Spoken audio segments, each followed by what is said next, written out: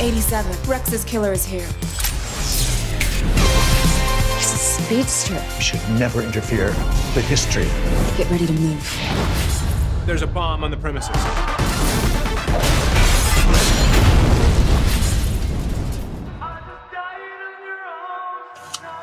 hate the 80s. DC's Legends of Tomorrow. All new this Thursday at 8, 7 Central on the CW.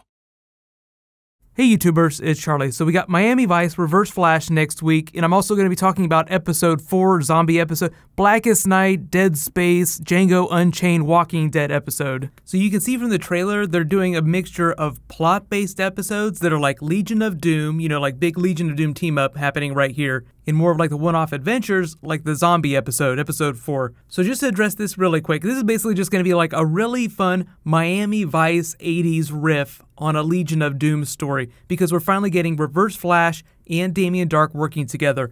Malcolm Merlyn and Captain Cold are the other two big members of the team, but the way the producers pitched it, even though they're all working together to try and bend time to their will, they're not going to be having funny meetings where they all meet in that Darth Vader helmet from the Legion of Doom in the cartoons. So you'll get more stuff like this, where the Reverse Flash and Damien Darhk are teaming up for an episode. So you might see another episode where the Reverse Flash works with Captain Cold or some other combination of characters. You also see Lance Henriksen, who is Obsidian, also in costume later in the episode. So we're going to learn a little bit more about the Justice Society, but this is in the 80s, like that's the time period they're in. The last time we saw Justice Society was in the 1940s, so they'll have a little bit of history to catch up on, like what have you been doing for the last 40 years? So that'll be a lot of fun, and I'm a big fan of Lance Henriksen, so it'll be fun to see him kick some ass as Obsidian. But for those of you asking where Captain Cold is and where Malcolm Merlyn is, they'll make their appearance on the show relatively soon. Malcolm Merlyn is bigger in the back half,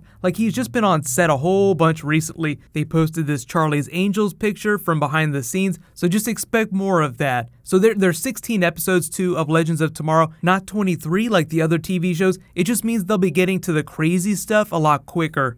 But just to address episode 4, so this was basically like a Dead Space, Blackest Night, Walking Dead, Django Unchained mashup. That's why like the stuff in space, you know, like the Dead Space stuff, looked like it was filmed like an 80s horror flick. And the stuff on the ground, like the zombie stuff on the ground, was a little more Django Unchained just because of the period it was set in. But it seems like they're doing a better job of balancing the character work with the action stuff. That was one of the problems of season 1, is there wasn't a whole lot of character work, so a lot of the big payoffs didn't pay off quite as much. So you have like the crazy Confederate racists in this episode that are like way over the top, but you have the bigger payoff at the end when Jax is just like smiling, watching that house burn to the ground. But because that Wonder Woman trailer just dropped the same day as this episode dropped, you might have spotted the similar joke that they use, like Wonder Woman is trying to like fight, move around in that giant dress. Vixen also kind of has that moment where she's like, how are we supposed to fight in this crazy dress? This is ridiculous. So I guess you could think of Vixen as kind of like the Wonder Woman of the team. Sarah's a badass fighter, but the difference between Wonder Woman and other female characters that are really big badasses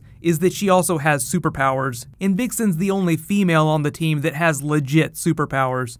But the zombies, so the way they explain it is that it's basically just like a random bioweapon that time pirates tried to steal. It's not like actual Blackest Night Green Lantern stuff. But never say never, if the Green Lanterns ever did get referenced on a TV show, it would probably be Legends of Tomorrow just because it is set in space, and Green Lanterns is a space-based franchise. But overall, episode 4 was great, mostly for the character work. There wasn't a whole bunch of comic book stuff happening, like the joke with Heatwave starting to turn into a zombie, but them not being sure because he already kind of acts like a crazy person that seems like a zombie. So there was an actual Walking Dead shout out, like I mean they made a lot of zombie jokes, but Martin Stein actually did reference The Walking Dead. And then you have like the big twist with Captain Cold's gun at the end of the episode. It's a really nice moment. I think it's the birth of a beautiful friendship. There's all kinds of new pairings this season, like they're pairing characters off so they can have scenes together. So I feel like there's a lot of potential with Heatwave Atom scenes. I feel like that'll be a lot of fun.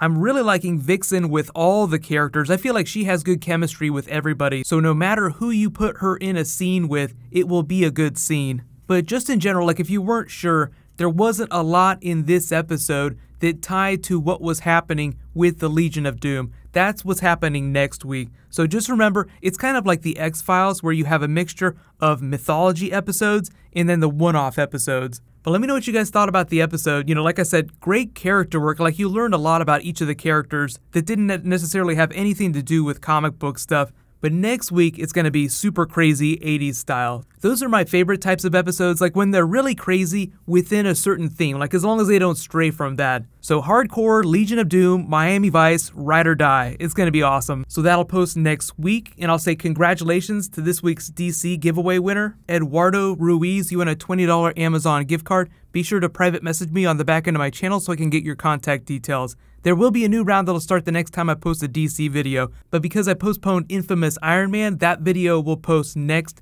Then I have Doctor Strange, Easter eggs, and obviously we have Walking Dead Sunday night. So there'll also be some Game of Thrones in there some way too. So a whole bunch of awesome stuff happening this weekend. I'll post video updates on Twitter and Facebook.